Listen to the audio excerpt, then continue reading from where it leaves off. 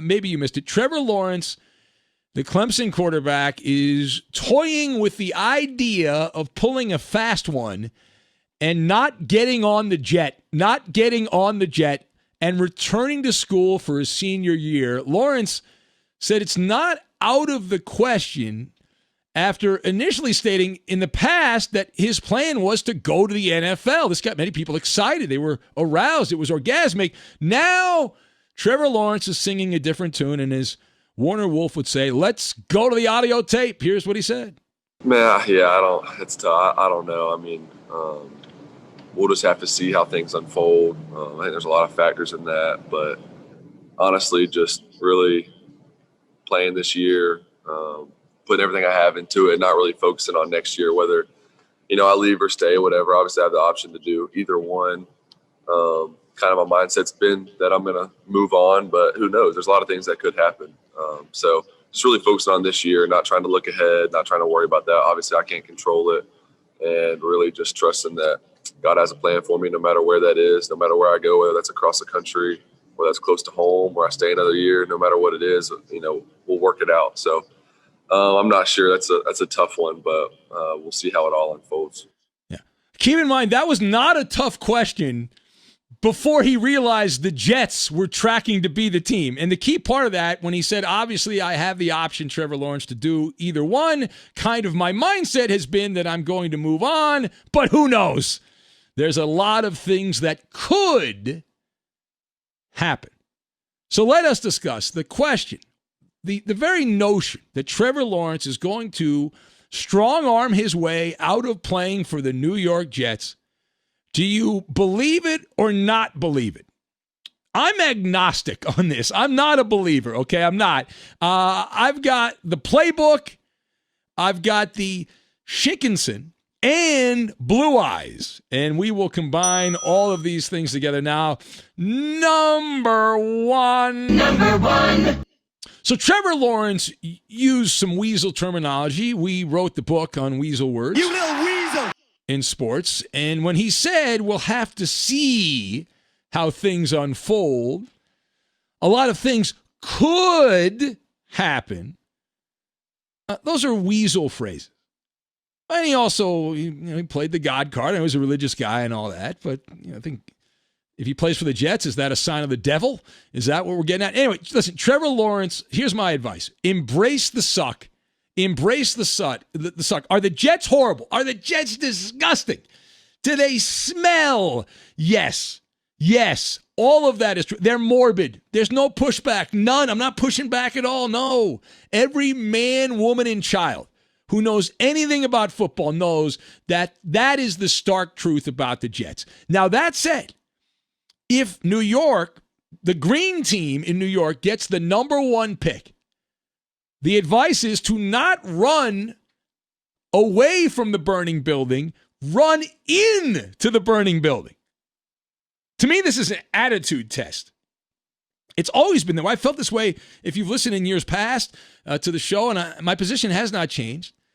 It has not. And the advice is to have the good attitude. Take a page out of Joe Burrow's playbook, because Joe Burrow lived the life that is your future. Cincinnati had a really bad team. They were as bad last year as the Jets are this year. Same situation.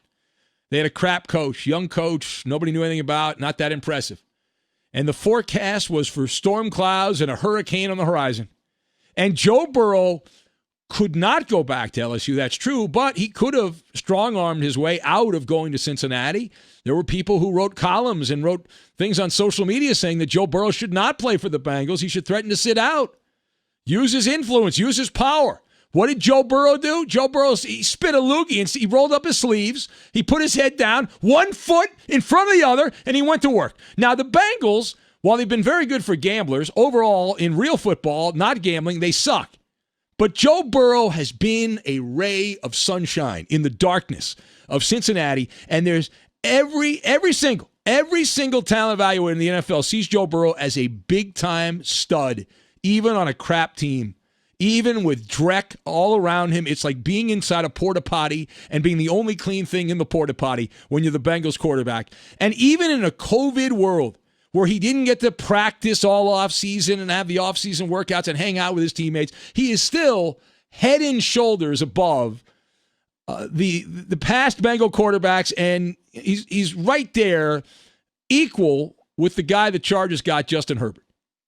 All right? And so the second thing here, how many players have been drafted by crummy teams? Most of the good players go to crap teams. That's how this works. To me, it's an early litmus test, as I say. Do you look at this as an off-ramp? You got to take the off-ramp, go to the easy road, demand a trade, or do you say, you know what? It's a rocky road. Let me get my asphalt paving machine out. I am going to pave over and make that rocky road with all the potholes smooth as glass. Which one are you going to be? Are you going to be the guy, I don't want to play there, it's too hard? The way I look at the Jets, this is actually a brass ring opportunity. Imagine, if you will, a world where the Jets became relevant, where the Jets had good teams year after year.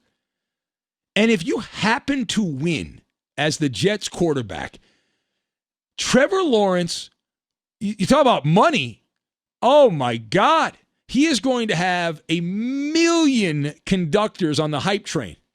And it's going to be as fast as the Shinkansen, which I believe is how they say the bullet train in Japan. I'm not fluent in Japan, but I think that's how they say it locally, but we call it the bullet train. Now, the last word here, New York pro football, the Big Apple. If you can make it there, you can make it anywhere. Frank Sinatra said back in the day. It has been underwhelming. The Jets have been the runt of the litter, but the Giants are like, hey, hold my beer. They're nothing to write home about. It is the number one media market we have in America, the Big Apple. And both their NFL teams, if they're in front of you, you close your eyes and you turn around and you walk the other way. You turn around and you walk the other way. And so it's an imperfect situation, but you go there. It's the number one media market. Unless Clemson has an under-the-table slush fund, and maybe they do, there should be no going back. You go forward. You don't go back. And Trevor Lawrence can enjoy some Old Blue Eyes, right? Get that crooner Frank Sinatra out and sing a few bars there. What's that song, the famous song? I want to wake up in that city that doesn't sleep, and I find I'm king of the hill, top of the heap, my little town blues. They're melting away. And if I can make it there, I can make it anywhere. Something like that. But no, seriously. The cream rises to the top, right? Cream rises to the top, building up a little bit of rhino skin along the way. The Jets will be bad if Trevor Lawrence goes there. Not going to be great all of a sudden. But it's that old line, right? You separate the sheep from the goats. And if Trevor Lawrence is going to be great, I am a believer he will find his way to be great even with the Jets. And if he looks for an excuse, he's got a defeatist attitude, then he's not going to be a legend. And he can be the ray of hope. And the change winds blow often. They blow often, right? And the way this works in the NFL, right now there's a green haze. And the air quality is not that good with the Jets. But this too shall pass. This too shall pass. Even the darkest night will end and the sun will rise, right? So Adam Gase, who is a big boob coaching the Jets, he will take his crazy eyes and he'll go someplace else and there'll be a coordinator or an assistant coach, a position coach somewhere next year. We assume that the Jets, to try to curry favor with Trevor Lawrence, assuming they get the number one pick, will attempt to hire Dabo Swinney away. And if Dabo Swinney doesn't want to leave South Carolina, then they're going to try to find somebody else that Trevor Lawrence would like to play for. And they'll find some offensive wonderkin to mold Trevor Lawrence into a supernova of the NFL. But it's a sign, years back in a different generation on the show, we were on these airwaves and the San Diego Chargers had the opportunity to draft Eli Manning. And they made a trade. They made a trade. Eli Manning didn't want to play on the West Coast, and they ended up with Phillip Rivers. But from that point forward, we turned on Eli Manning. Right? Eli Manning became Eli the Punk Manning because that's a punk move. That was a punk move, what he did to the Chargers. And this would also be a punk move by Trevor Lawrence if he pulls it off.